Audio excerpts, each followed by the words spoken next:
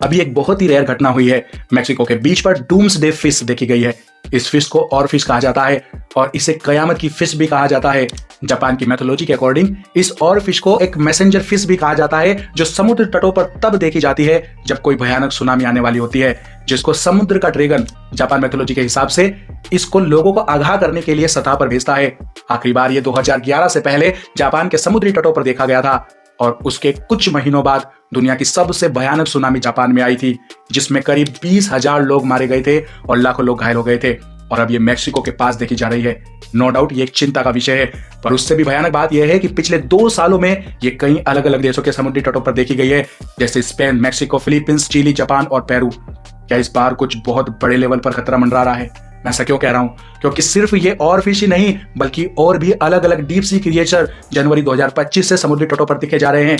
जैसे ये एक मिस्टीरियस ब्लैक डेविल फिश, ये स्पेन में देखी गई है, और ये करीब 7 लाख कछुए ये एक साथ तटों पर निकल आए हैं। और ये कहां की घटना है? ये इंडिया की घटना है। करीब 1 सप्ताह पहले ये हुआ है, जिसको मीडिया कवर ही नहीं कर रहा है। और अभी ये पिछले हफ्ते ही ऑस्ट्रेलिया में 150 के करीब किलर व्हेल समुद्र के किनारे पर बेहोशी की हालत में पाई गई है।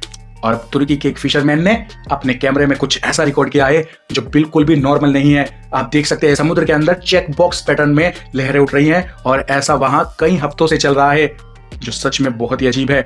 कुछ तो है जो भयानक होने जा रहा है। एक बार आप जरा ये देखिए। Absolutely crazy. Just take a look at this whole thing that has been growing for all these years. And scientists have been saying that it could just be some sort of mountain that's like underneath the sea or oceans. If you take a look at this thing, man, it looks so freaking scary. It looks like a literal massive serpent face. And that's really scary to be honest. एक समुद्री दानव है जिसको आप खुद भी Google map पर zoom करके देख सकते हैं। पिछले कुछ सालों में ये गूगल मैप पर नजर आ रहा है और इसकी पोजीशन इन सालों में धीरे धीरे चेंज भी हो रही है, जिसको नासा वाले और जियोलॉजिस्ट और सरकारें बस एक टेक्निकल ग्लिच बता रहे हैं। सिर्फ एक टेक्निकल ग्लिच। सीरियसली दोस्तों, इस क्रीचर को बोला जा रहा है कि ये लेविथन है, जिसका जिक्र तोरा, बाइबल और कुरान में भी किया गया है, जो एंड टाइम्स में करोड़ों लोगों को खत्म कर देगा और जिसको बाद में परमेश्वर सजा देंगे। उस समय यहोवा अपनी कड़ी, बड़ी और पोड़ तलवार से लिव्यातान नाम वेग और टेढ़े चलने वाले सर्प को दंड देगा और जो अजगर समुद्र में रहता है उसको भी खत्म करेगा। और दुनिया भर में जगह जगह लगातार भूकंप देखे जा रहे हैं। इतिहास में इतने भूकंप एक साथ कभी भी नहीं देखे गए हैं। दुनिया अब अंत के समय में एंटर कर चुकी है, जैसा कि लिखा है मत्ती अध्याय 24 उसके 7 में, क्योंकि जाति जाति पर और राज्य राज्य पर चढ़ाई करेंगे और जगह जगह अकाल पड़ेंगे और भूडोल होंगे। ये सब बातें पीड़ाओं का आरंभ होंगी।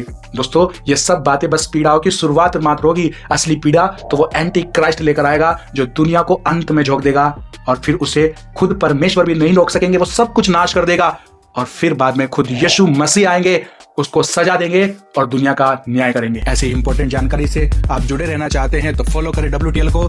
Thank you, God bless you.